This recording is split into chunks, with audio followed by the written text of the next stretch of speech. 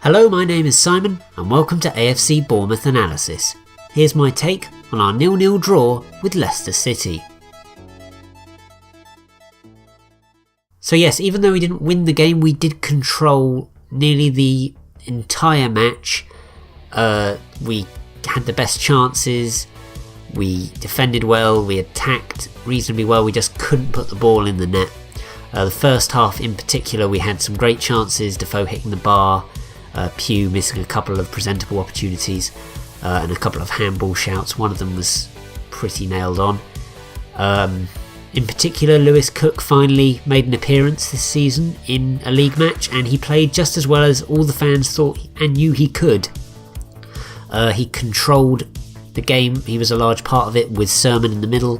The back four defended resolutely, Francis and Ake were a good pair. And yeah, pretty much all of it went to plan apart from the finishing part. On another day, we would have won that game 2 or 3-0. Yes, as I mentioned before, we had no cutting edge up front, and I think the front line definitely needs a look at, because I don't think Defoe and King work as a partnership.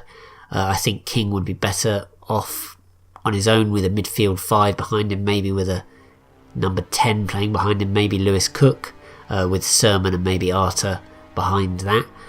I don't think Defoe offers enough on his current performances to have a place in the team.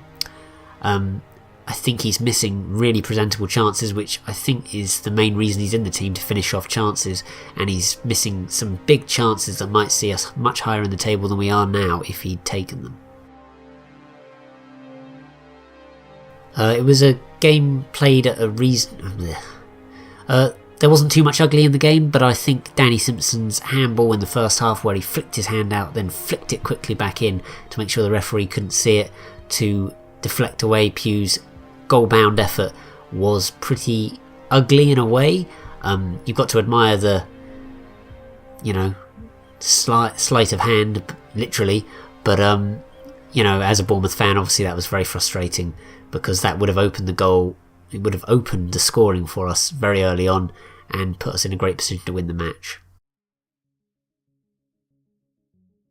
Yes, I think obviously a 0-0 draw, there aren't going to be too many highlights, but I did enjoy the North Stand chanting at Kasper Schmeichel, the Leicester City goalkeeper, to pay us back for the door he destroyed back in, it must have been 2008, 2009, when we beat Notts County in League 2, and he was the goalkeeper at the time for Notts County, and he smashed the away team door in frustration. So yeah, Kasper, you still owe us money for that, mate.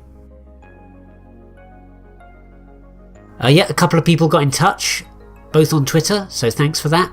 The first of which was AFCB Bob, who said, "Had enough chances to win the game by half-time. Lewis Cook excellent and must start against Spurs in a fortnight." Yep, Lewis Cook, if he doesn't start next game, not next week, it'll be a travesty.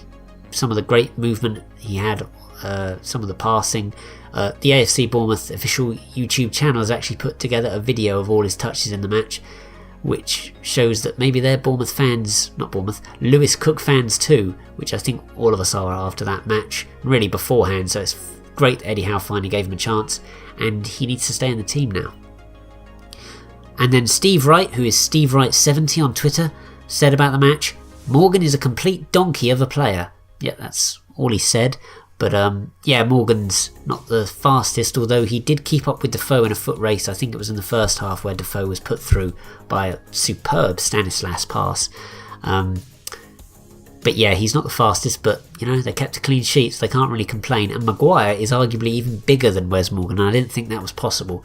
He's ridiculously big. It's like in a video game when you adjust the weight and size settings and you push it all the way up to maximum for a laugh. That's what Maguire looks like. But they defended reasonably well, especially in the second half where we couldn't quite break through. We didn't have any particularly clear opportunities in the second half. It was all very much efforts from range. So yeah, a very frustrating day, especially as I think Leicester were there for the taking. But yeah, that's all for this video. Thanks so much for watching to the end, assuming you did. And please do like this video, subscribe to the channel, follow the Twitter and Facebook accounts where you can contribute to the show in the Have Your Say sections. There'll be a preview of the Tottenham game next week, probably Wednesday or around that day. Yeah, and you can also email the show at afcbanalysis@gmail.com, and you can read my posts on Yahoo Sport UK. I write for the site exclusively about AFC Bournemouth, so you can read my ramblings there as well. There's a link in this video's description. So yes, thanks again so much for watching, and up the cherries in all departments.